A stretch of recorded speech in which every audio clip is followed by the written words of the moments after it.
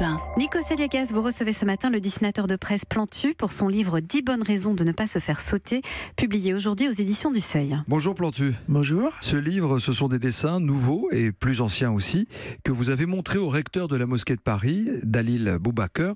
Ce recueil de dessins traite du fanatisme religieux et d'autres formes de fanatisme. Pourquoi cette rencontre ? Parce que depuis longtemps, je me pose des questions. Je vais beaucoup dans les écoles. J'ai créé une association avec des dessinateurs de presse du monde entier qui s'appelle Cartooning for Peace. Avec Kofi Annan, avec Kofi que vous avez soutenu. Oui. Et que je remercierai jamais assez de m'avoir incité à réunir ces dessinateurs chrétiens, juifs, musulmans. Et finalement, on va dans les écoles. Comme il y a encore 4 jours, on était avec des petits jeunes israéliens, des petits palestiniens, des petits marocains. Donc il y avait des juifs, il y avait des musulmans, il y avait des chrétiens. Et on voit bien qu'il y a des malentendus. Et vous dites quoi, par exemple, des malentendus autour de quoi ? Alors, le vieux gros malentendu, c'est vos copains, ils ont été tués, c'est bien fait. Ils l'ont cherché. Ça, je l'entends. On parle de Charlie Hebdo. Ils l'ont cherché, en fait. Je l'entends. Ça se dit. Je l'entends presque tous les jours. Et qu'est-ce que vous répondez à ce moment-là ? Je suis équipé. Je suis équipé parce que je me balade avec un iPad, j'ai des dessins, j'ai un écran, et donc ces références-là, j'ai plein de dessins pour leur répondre, et je leur montre des dessins qui vont les énerver et des dessins qui vont les calmer. Et je joue un peu avec les deux, c'est-à-dire que... Ça suffit, un dessin peut changer une mentalité ou un raccourci. Ça délie les langues, ça libère la parole, et je préfère entendre, parce que j'entends des bêtises aussi, et je préfère entendre des bêtises que d'entendre des balles siffler. Et ça, on n'en est que là. On en est pour le moment, notre démocratie, elle est un peu fragile, et il faut être à l'écoute de tous ces gens. Et j'aime, avec mes amis du Seuil, des éditions du Seuil, on s'était dit, moi je vais interroger des intellectuels, des professeurs. On travaille énormément avec les professeurs, que je remercierai jamais assez, parce qu'ils font un boulot formidable, dans les écoles, dans les collèges, dans les lycées.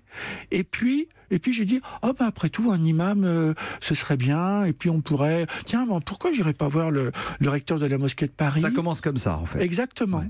Et au lieu que ce soit un livre, 10 bonnes raisons de ne pas se faire sauter, parce que, en fait, je voudrais savoir pourquoi on va inciter tendrement. Je dis exprès le mot tendrement parce que je veux bien paraître pour un gentil petit naïf, alors que je suis pas du tout naïf, mais c'est une époque où on voit bien un tsunami d'islamophobie, je vois un tsunami d'antisémitisme, et nous, avec nos 2 petits seaux, on essaye de décoper et de limiter les dégâts. Et donc, je me suis dit, tiens, moi je vais aller voir le recteur de la mosquée de Paris. Et alors, moi je comptais le voir un peu pour me présenter, je le connaissais pas, et pendant 5 ou 10 minutes, il me garde pendant 2h30.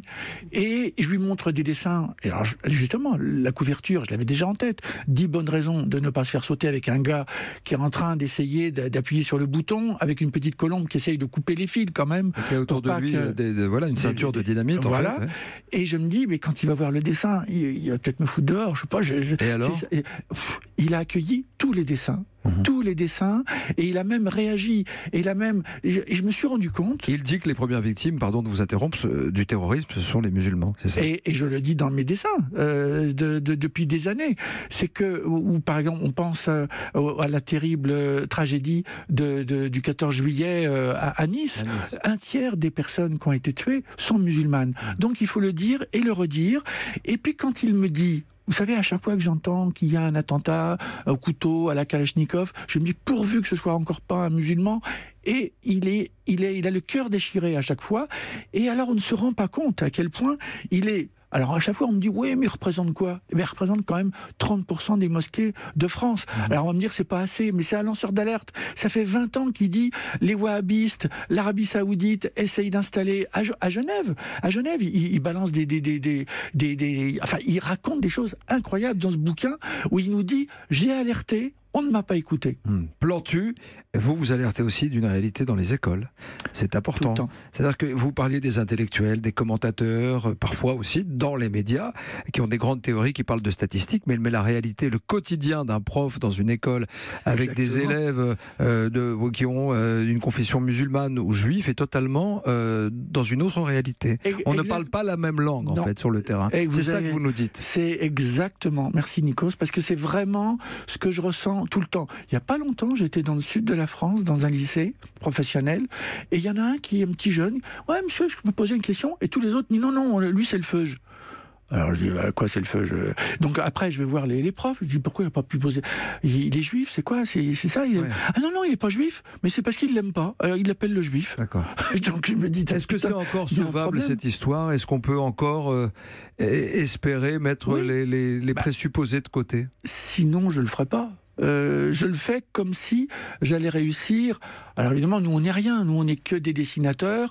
L'autre jour, on était avec une école juive, une école israélienne, une école marocaine. C'était à Paris, à la Fondation Jean Jaurès, avec Cartooning for Peace, avec des dessinateurs qui vont et dans les écoles et dans les prisons pour essayer de renouer, de faire des ponts. Tout à l'heure, le dialogue. Mais oui. Et tout à l'heure, pardon, tout à l'heure, vous parliez avec Jean-Michel Apathy de notre président qui était sur le pont.